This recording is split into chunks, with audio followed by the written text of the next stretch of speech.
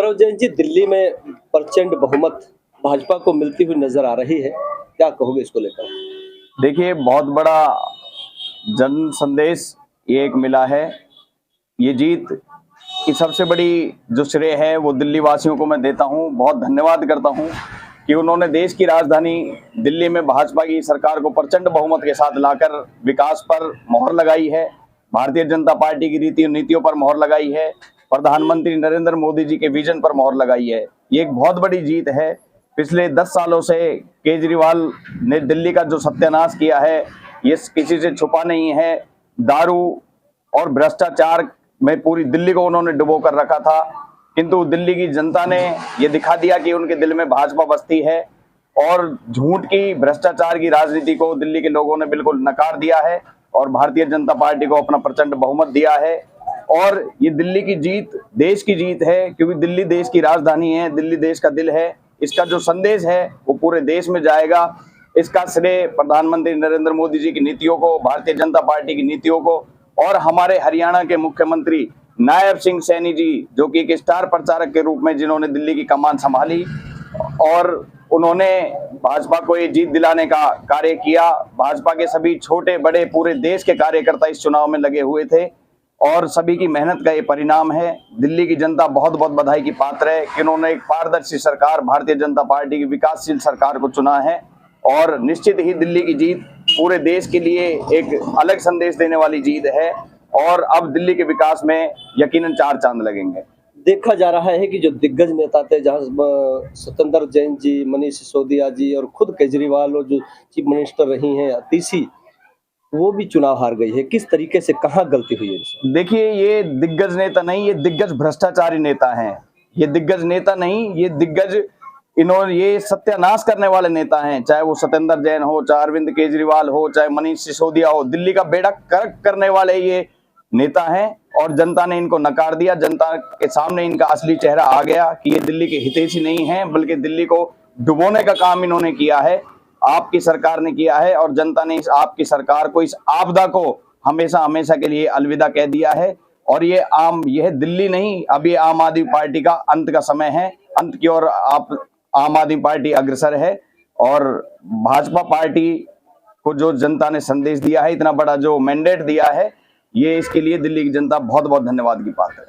अभी सुनील जैन भी हमारे साथ में, उनसे भी हम बात करने की कोशिश करेंगे कि सर, ये देखा जा रहा है जैसे भाजपा की सरकार पूर्ण बहुमत से बनने जा रही है, उसको लेकर सरकार ने आदेश दे दिए हैं कि सचिवालय में अधिकारियों को पहुंचा दिया गया है। कभी जो सरकारी जो दस्तावेज है उनको जो प्रोडक्ट कर लिया जाए, कभी ऐसा ना हो कि इधर उधर छुपा दिया जाए। तो किस तरीके से आप इसको देखते हैं? सबसे पहले तो मैं सभी देशवासियों को, दिल्ली वासियों को, हरियाणा वासियों को, आप सभी को बधाई दूंगा कि जो दिल्ली की जनता ने भारतीय जनता पार्टी को एक प्रचंड बहुमत दिया है, जिस पर मोदी जी की गारंटी पर लोगों ने विश्वास किया है। जो मोदी जी ने कहा, जो गारंटी दी है, उस पर विश्वास किया है और विश्वास देकर एक प्रचंड जीत भाजपा के लिए दी है।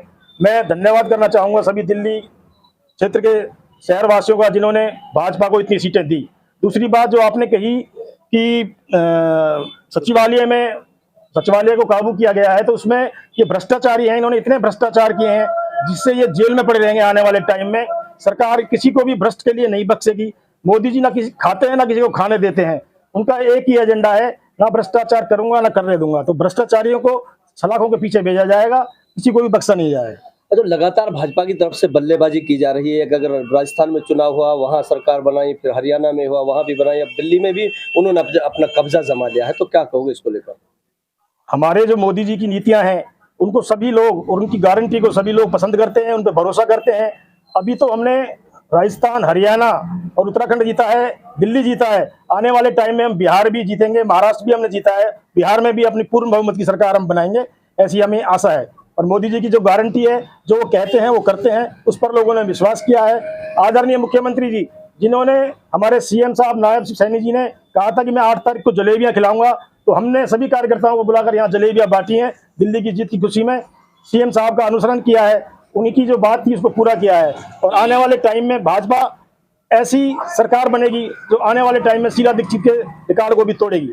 ये सर 27 साल के बाद भाजपा ने वापसी की है दिल्ली में, आखिर इतनी लंबी दूरी क्यों बनी रही कि दिल्ली में जो भाजपा अपनी सरकार नहीं बना पा रही थी? पहले के दौर में लोग अरविंद केजरीवाल के फ्री के झांसे में लोग आ गए थे, जिसको कि अब 10 साल देखकर उन्होंने नकार दिया और जो मोदी जी की बात पर विश्वास किया कि मोदी जी जो कहते हैं वो करते हैं, इसीलिए ये सरकार, आपदा सरकार जो थी, चली गई और भाजपा पर दोबारा लोगों ने विश्वास किया है।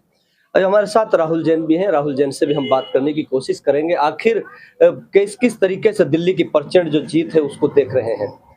तो राहुल जैन जी, दिल्ली में प्रचंड बहुमत से जीत दर्ज की है भाजपा ने, तो क्या लग रहा है? ये जीत विकास की जीत है और देश में मोदी के जो एजेंडा है उसकी जीत है।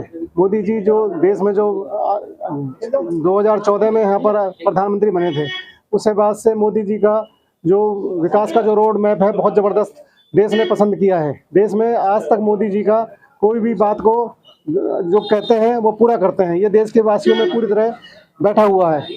और मोदी जी ने कहा था कि जो आपदा है जो दिल्ली में, जिसने जमुना को गंदा कर दिया, गंगा को जो गंदा कर दिया, यहाँ पर रोड मैप सारा खराब कर दिया, विकास सारे कार्य सारे रुक गए, गंदगियाँ हो गई, कूड़ों के ढेर लग गए, सारे दिल्ली में जो विकास कार्य ठप हो गए, वो सब लोगों ने समझा कि अगर आगे हमें दिल्ली में विकास करवाना है तो मोदी जी को हमें वोट देना होगा, मोदी जी की गारंटी को हमें बढ़ाना होगा, जब ही यहाँ दिल्ली में विकास हो सकेगा।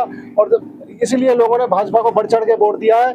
और आप पिछली बार 8 सीटें भाजपा जीती थी और इस बार 48 जीत रही है, तो इसमें 6 गुना सीटें एकदम बढ़ी हैं। जो बीजेपी की वो मोदी के गारंटी की वजह से बढ़ी है, डबल इंजन की सरकार की वजह से बनी है। लोगों का ये कहना है कि जब वोटिंग की जा रही थी तो वहाँ पैसे बांटे जा रहे थे और एक एक आदमी से 5-5 वोटें डाली जा रही थी, भ्रष्टाचार किया गया भाजपा की तरफ से, तब उन्होंने जीत दर्ज कराई है। तो इसको लेकर के ये तो हमेशा कहते हैं। जब पिछली बार जब सन 2015 में जब पहली बार केजरीवाल सरकार बनी थी, जब 68 सीटें जीती थी, जब उन्होंने ईवीएम पे सवाल नहीं उठाए थे, जब 2020 में जब सरकार बनी थी, जब 62 सीटें जीती थी केजरीवाल ने, जब ईवीएम पे सवाल नहीं उठाए, अब ईवीएम पे सवाल उठा रहे हैं, अब दारू पे सवाल उठा रहे हैं। दारू का तो असली प्रचंड इन्होंने ही किया था।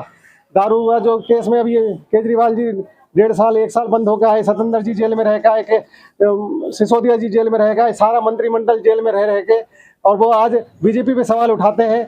उल्टा चोर कोतवाल को डांटे, वो कहावत हमारे देश में आज सिद्ध हो रही है। देश ऐसा नेता चाहता है जो देश को बिल्कुल आगे लेके चले, जो देश में विकास कार्य करवाए, देश में जो देश को बढ़ाने का काम करे। मोदी जी ने जो मिडिल क्लास के लिए जो अभी पिछले बजट में जो घोषणाएं की, उसका भी बहुत भयंकर लाभ हुआ है बीजेपी को। उन्होंने 12 लाख तक जो टैक्स फ्री किया, उसका भी बड़ा फायदा हुआ बीजेपी को। और मिडिल क्लास लोग जो थोड़े से हताश थे, उनको बहुत खुशी हुई है। और देश में अग्रसर बढ़ने के लिए, विकसित राष्ट्र बढ़ने की तरफ एक और कदम आज आया है। दिल्ली जो देश की राजधानी थी, वो हमारे से ज़रा दूर हो गई थी भाजपा से, वो आज दोबारा से हमारे पास आ गई है। पूरे देशवासियों को, पूरे दिल्ली वासियों को, पूरे हरियाणा वासियों को, पूरे अपने क्षेत्र वासियों को, सबको बहुत बहुत बधाई देना चाहता हूं कि भाजपा सरकार 27 साल बाद आई है। और हम ये चाहते हैं और हम देखेंगे कि जो मोदी जी का मिशन है कि 2050 तक भाजपा कहीं हिलेगी नहीं, तो 2050 तक दिल्ली, हरियाणा, जो भी राज्य हमारे देश में जो हम बीजेपी के पास है, उन वो तो रहेंगे और आगे भी हम साउथ में भी बढ़ेंगे। ये हमारा विजन रहेगा।